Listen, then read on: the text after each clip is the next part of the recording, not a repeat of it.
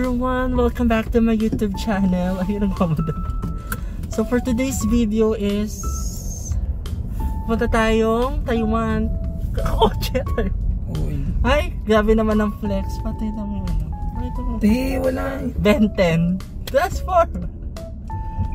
Ganda naman ng Apple Watch. Apple Watch yan.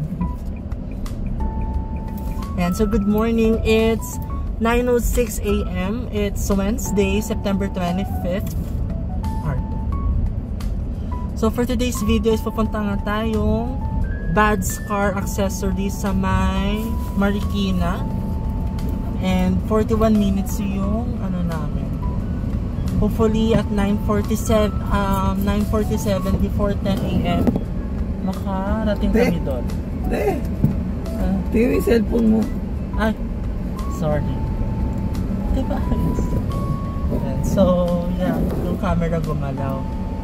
So, ang ating agenda for today is to install a new tint to our car. Ayan, so it's a popular brand, X Films, if you know that.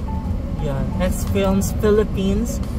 And it's a nano ceramic tint. So I'm very excited kasi itong current tint na naka-install is from Casa pa, from Nissan pa. And ano na siya, itong car is ano pa, diba? Ano na, more than almost 2 years na. Nearly 2 years na. 1 year and 8 months na tong kotse.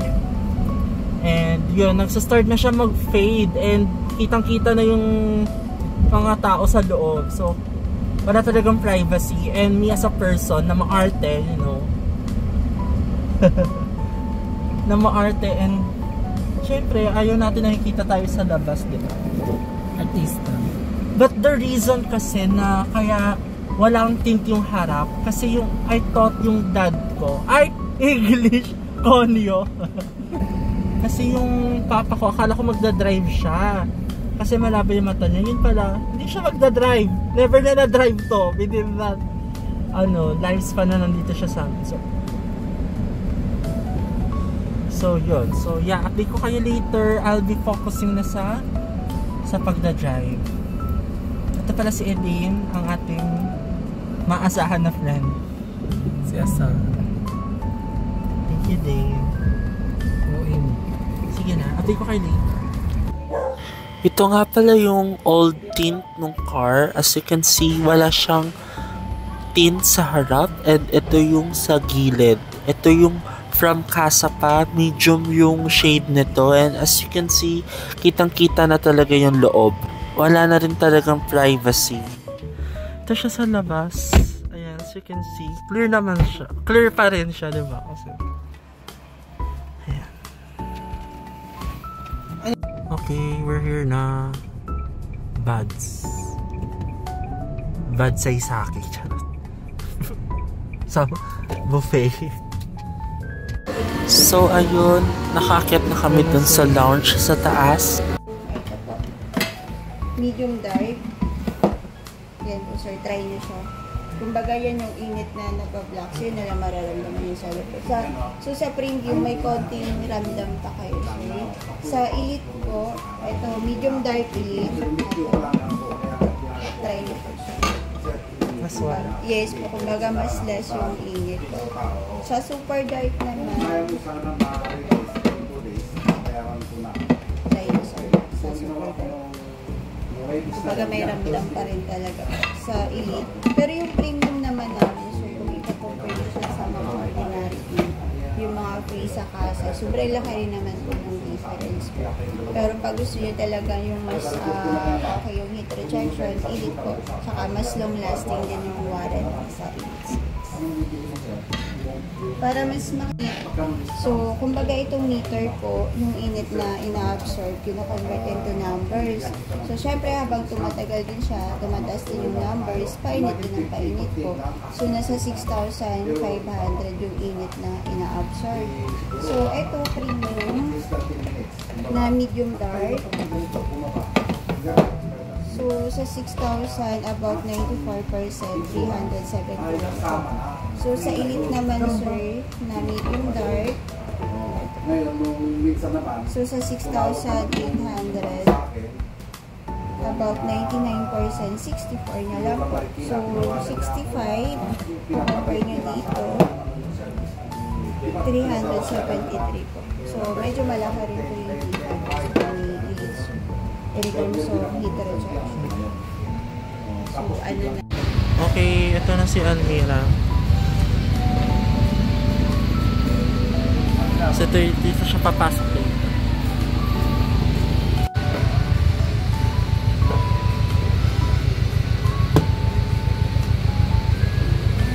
So, yung BLT na, sir, BLT po, ito yung visible light transmission po. Kumbaga, yun po yung percentage na liwanag na tumatawag sa din. So, nasa medium dark to light dark. Yung medium dark na namin kasi nasa 20% yung BLT nun. So, mas madilim lang ng konti yung medium namin compare sa nakakabit na yung sa inyo. Kasi yung sa inyo is 27. So, yung IRR, yun po yung infrared, yung heat rejection po. So, 55% lang po yung infrared po. So, yung sa, ano naman namin, sa Elite Series is 99% yung IRR. Yung UVR, yan naman po yung ultraviolet rays po. So, yun po yung nagpo-cause na namumuti yung mga interior po, like mga upuan, mga dashboard. Yun. So, UV po, kahit pa paano protected pa rin naman po yung sa UV. So, in a few minutes, ipapasok na nga si Almira dun sa tint room. Saan siya gagawin. And ito yung before na. And let's see if ano yung magiging final result later.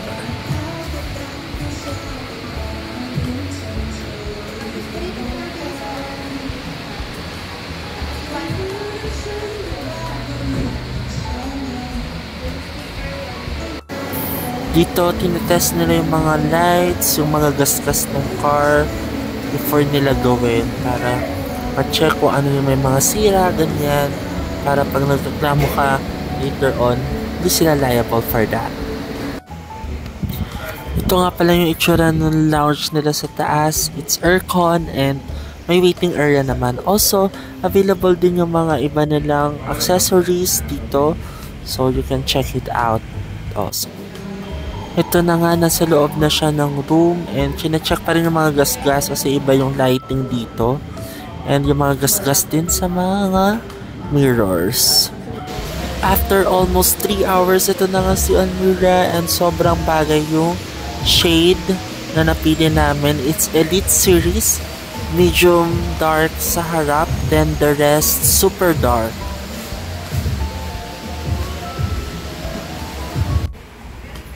Okay, nabayaran na. And ito yung mga stickers. Ano, tapos na. Okay, we're here. It's here, tapos na.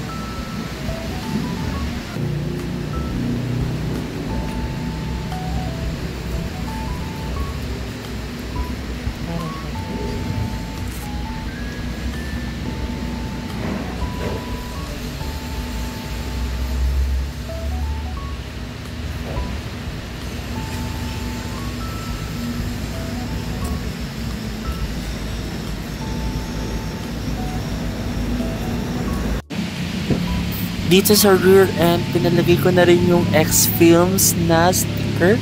And maganda yung sticker, guys. It's a metal sticker. Hindi lang siya ordinary paper na sticker. And then yun nga, sobrang ganda talaga nung team. Mukhang premium na talaga si Almira. Ito yung coating, oh. Pang protection ng paint. So ayun, nakabit na natin yung X-Films. Ayan, nakakaalis lang namin ng bads or accessories kay Deme. Ayan, ito yung, tinan nyo yung gilid and the windshield. Kung gano'n siya kalinaw inside pero malabo sa likod. Today is 2:10 PM. Maliwanag sa labas pero ito yung view. Siguro tomorrow or the following days magpaano ako. magna-night driving tayo, let's see the difference or the visibility during the night. Medyo naninibago nga ako eh. Parang uulan. Ganun, di ba, Day?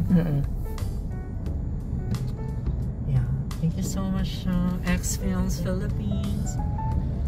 If you want to also to avail and purchase and install this kind of film, just message them on Facebook and schedule an appointment to them. So guys, ito siya sa gabi. It's 6:06, 6:07. Ayan. Walang may street light naman, kaso hindi siya gaano. Ito din ang hirap sa gilid, guys. Ayan. Actually, yung ilaw natin is DRL, the daytime running lights. Let's see if we open natin yung park light. Ayan, park light to. Tawag dito. Low beam. Then high beam. Siya, guys. So, park light ulit. Low beam. Then DRL. And ang problema ko lang is yung side. Ayan, tinan nyo. Sobrang malabo. Ayan. Guys, actually madilim siya in person. Ito, tinan nyo to. May kasalubong tayo. Pero madilim talaga siya in person. Pero carry naman, nakikita naman. Medium again, then super dark. Elite series. Ayan. But ano naman, all goods naman kami. Tapos tinry kong buksan to, tapos tinignan ko sa labas, hindi masyadong kita to. Ang galing. From the side, hindi kita yung loob. Ang galing. Kasi dati, sobrang kita eh. Yeah. Thank you, X Films. So ngayon, inaano ko yung dashcam. Yan. Hindi ko kinabit sa windshield kasi bawal pa. Ito siya sa labas pag bukas yung ilaw sa loob. Hindi siya gaano kita eh. Asa naman tayo na, guys. Yan, gabi na. Titetest ko kasi yung RFID.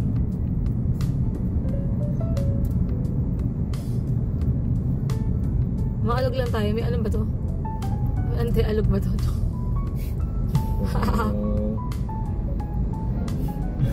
Ito di mo kayo sa akin.